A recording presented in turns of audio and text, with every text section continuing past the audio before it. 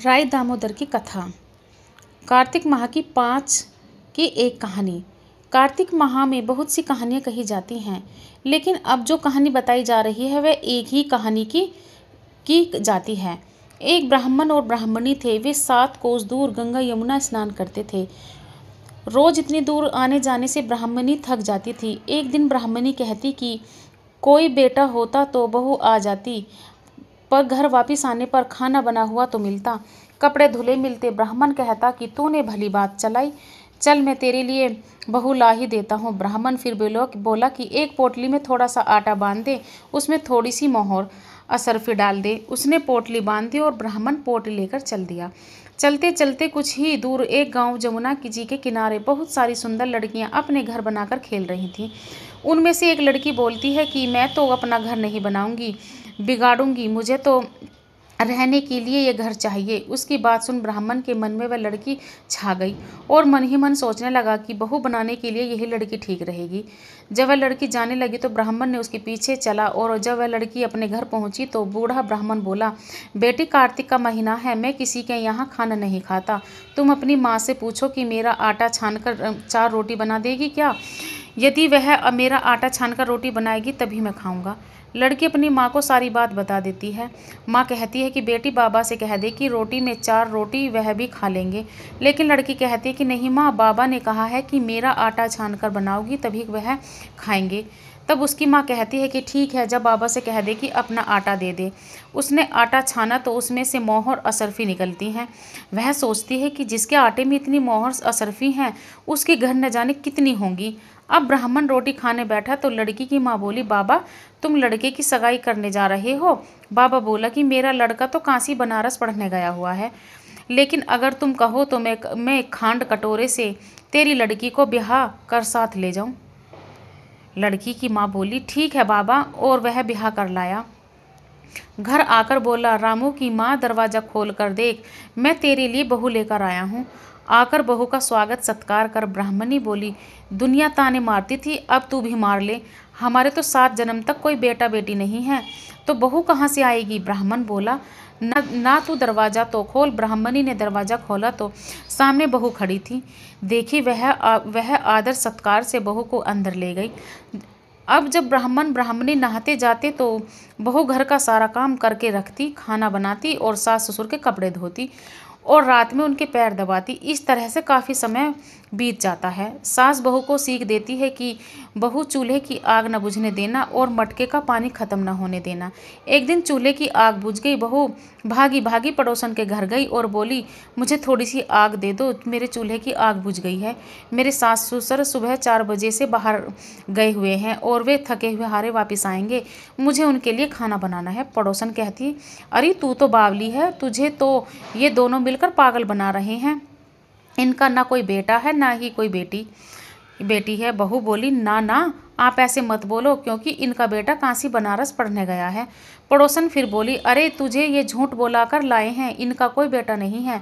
अब पड़ोसन की बातों में आ गई और कहने लगी कि अब आप ही बताओ मैं क्या करूं। पड़ोसन कहने लगी, करना क्या है, जब सास ससुर आए तब जली फूकी रोटी बना देना, अपनी उलनी फुलनी दाल बना देना, खीर की कड़छी दाल में और दाल की कड़छी खीर में डाल देना। बहू पड़ोसन की सारी सीख लेकर अपने घर आ गई। जैसा पड़ोसन ने बताया वैसा ही उसने किया।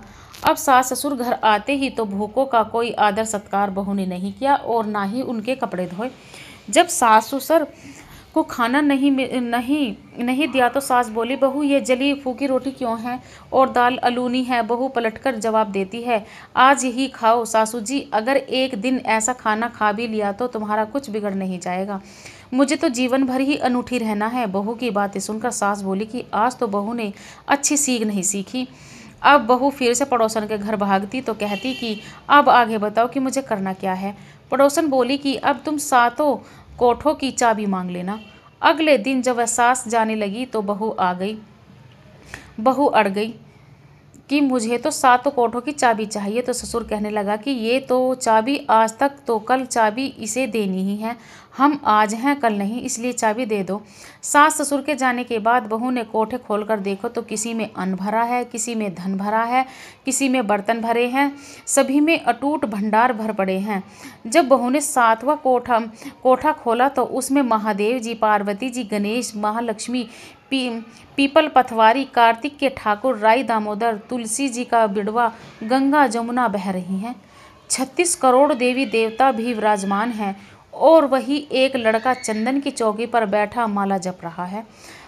सब देख बहू लड़के से कहती है, तू कौन है? लड़का कहता है कि मैं तेरा पति हूँ, दरवाज़ा बंद कर दे, जब मेरे माँ बाप आएंगे तो तब खोलना। सारा नज़ारा देखकर बहू बहुत खुश हुई और नाचती फिरने लगी। 16 श्रृंगार कर सुंदर वस्त्र पहन और सास ससुर का इंतजार करने लगी।